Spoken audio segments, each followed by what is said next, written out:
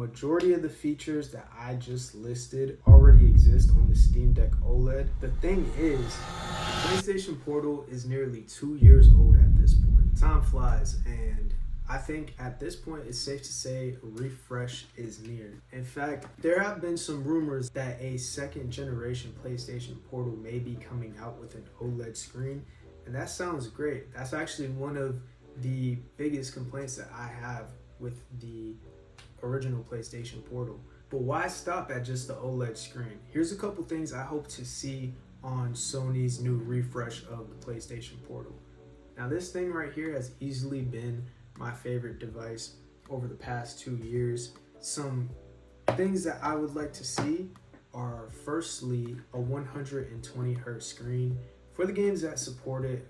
Games like Hollow Knight and Fortnite, pretty much any other game that has the option to run at 120 hertz would be awesome to see on the PlayStation Portal. That would be a perfect pair with the OLED screen. Another thing I really want to see on the Portal is front-facing speakers. I'm really not a fan of where they put the speakers on the original Portal. As you can see right here, they're located on the top, so the sound is always going to be going away from you, versus other handhelds like the Switch 2 or the Steam Deck, where they're angled to face towards you and the sound is always coming at you, making the sound just a lot more richer than what you experience on the Portal. I'm sure they're great speakers, but just their positioning kind of nerfs them by default, and you can't really do anything about it. So I would like to see them maybe incorporate them somewhere in the front of the console or on top of the screen this time. Another thing I would like to see is some Pro Control level controls on the controller. Basically, anything that the DualSense Edge has, I would like to see that added onto the PlayStation Portal 2. Things like the trigger stops, swappable sticks, back buttons, all of those would be awesome, very welcome addition to the Portal 2. And speaking of just like Pro Controller features, I would also like to see remappable buttons on like a system-wide level, just to be able to play games a little bit more comfortably. Some games have really weird bindings, so the ability to tweak the controls to your liking would be super nice. And also, this might be a weird one, but if you look at my last video where I compared the Steam Deck and the Portal, gyro control on a system-wide level would be absolutely game-changing for a Portal 2. And the reason why is because when you're doing remote play, obviously there's going to be some form of latency no matter how little it is, especially in shooters. When you have the gyro controls, you can kind of compensate for that latency, and it kind of cancels it out, I feel like. It does take a little bit to get used to, but it's super clutch, and I'm actually able to play competitive games like Fortnite and Arc Raiders with the gyro controls and not feel like I'm at a severe disadvantage. That completely changes things for the Portal and could really open up the amount of games that you're able to play comfortably if they had some sort of system-wide gyro setting. So I would love to see that on the next iteration of this. As far as connectivity goes, I just gotta say we need Bluetooth on the Portal so that way we can connect whatever headphones we want to. I'm sure Sony already made their money with the amount of people that have a Portal and wanted wireless headphones. I'm sure all those people already got it by now, or some sort of alternative. So at this point, Sony really wouldn't be missing out on anything if they just put Bluetooth on the Portal Pro or whatever they want to call it. That way we could finally, connect our AirPods or our Sony headphones or whatever else that we want to connect onto there. If there's latency, there's latency. I personally have used my AirPods remote playing on my Steam Deck and noticed maybe like a quarter of a second latency, but after a while you get used to it. So I really don't see any reason to not include that on a PlayStation Portal Pro or 2 or whatever they decide to call it.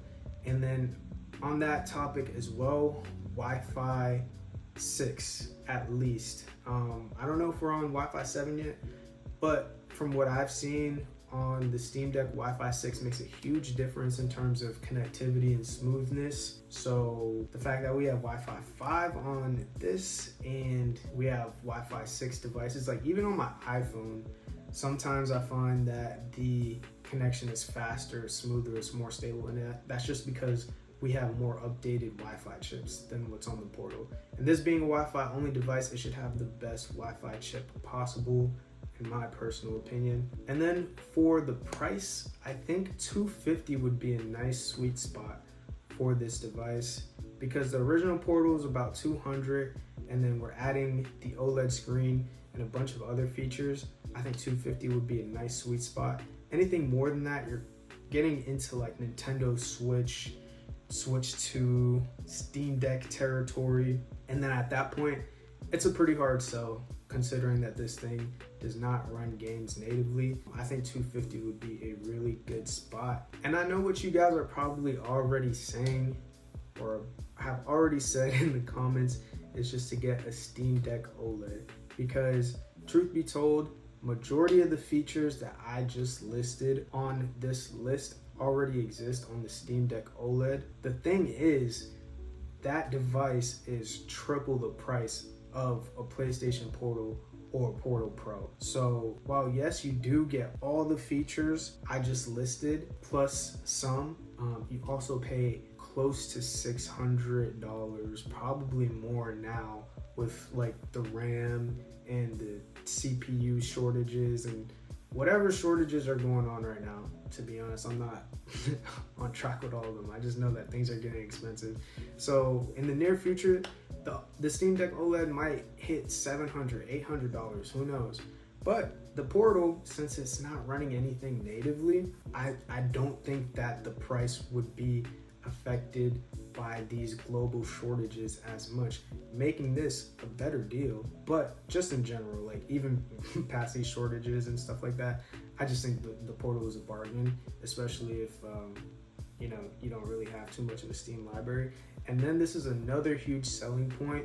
I think that the release date of a Portal refresh would be somewhere around the time of GTA 6. It would be such a perfect marketing opportunity for Sony, especially with the PlayStation Pro, and to promote a handheld device that plays GTA 6 at PlayStation level fidelity. And then on top of that, you get the DualSense 5 haptics that are just honestly the best in the industry. Like, you cannot compare it to the Steam Deck or the Xbox controllers. You're going to get the full GTA 6 experience both at home and on the go with the PlayStation Portal. And we'll have the OLED screen and the 120 hertz screen. So that'll just make things a super easy sell, and like that'd be a golden marketing opportunity for Sony. So I expect it to come around like maybe end of summer towards fall, when GTA 6 marketing is starting to ramp up.